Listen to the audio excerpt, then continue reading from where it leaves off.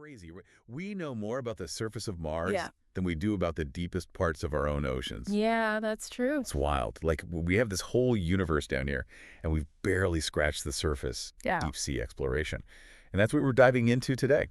And from everything I've been reading, it's even more exciting than any sci-fi movie I've seen. It is. The deep sea is like the final frontier here on Earth. It's just teeming with mystery and wonder and so much potential. It really is. And we're just starting to understand how vast and how complex these environments really are. Yeah.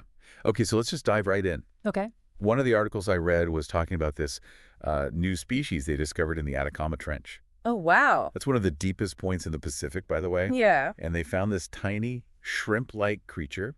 It's called the Dulcibella camanchaca. Wow. And it's living almost 26,500 feet below the surface. That's deep. Deep. And it's tiny, like barely an inch and a half long. It's just incredible. And it's not just that we found a cool new creature. This discovery actually changes how we think about where life can exist.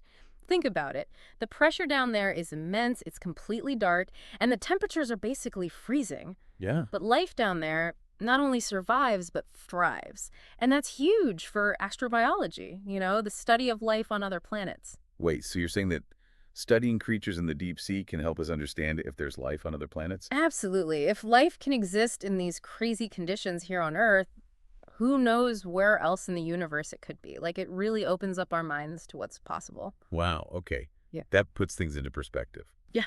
So we've got these amazing creatures surviving against all odds, but there's got to be more to it than just resilience, right? I mean, this article about the ocean's pharmacy suggests that deep-sea organisms could be, the key to some big, huge medical breakthroughs. That's right.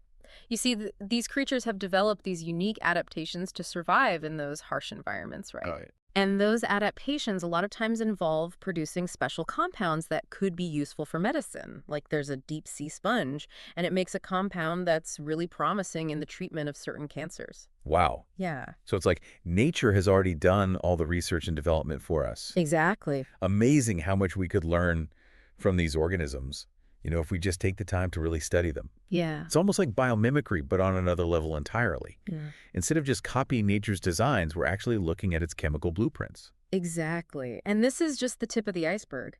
We've only explored a tiny fraction of the deep sea, which means there's a massive amount of potential to discover new compounds with incredible medicinal properties. It's like a whole pharmacy waiting to be discovered. Yeah, that's a good way to put it. Okay, so we've got new life forms, potential medical breakthroughs, but there's this whole other side of deep sea exploration I think is easy to overlook. Its role in sustaining our planet. One of the articles talked about how the deep ocean is super crucial for regulating Earth's climate. Yeah. Didn't quite get how that works, though. Well, think of the deep ocean as this huge carbon sink. Okay. It absorbs a massive amount of CO2 from the atmosphere, and that helps keep the global temperature stable.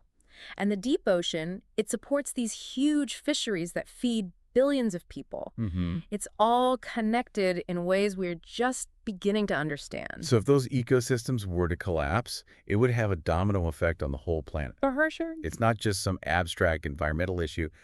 It's tied to food security, the climate, really our survival. Exactly. And that's why it's so important that we protect these environments. The health of the deep ocean is tied to the health of the entire planet. It's true. What happens down there affects all of us. Yeah. Okay, so we've talked about why exploring the deep sea is so important, but reading about these underwater habitats just blew my mind. Yeah. We're talking about humans actually living under the sea, not just like visiting for short amounts of time. Oh, you're talking about places like the Sentinel? Yes.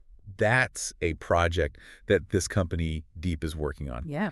It's this underwater habitat that's built so humans can live at 650 feet deep for like 28 days. Wow. They're even talking about having a permanent underwater presence by 2027. That's the one. It's like straight out of a movie. Yeah, I know. Imagine scientists living and working underwater, doing research, just getting a deeper understanding of these places than ever before. What do you think about that? I think the potential is huge. Like, imagine scientists living in the deep sea, not just visiting. Right. They could do these long studies, observe behavior, monitor changes in real time. It would totally change our understanding of these ecosystems. Yeah. It does make you wonder, though, what would it be like to live in such a different environment?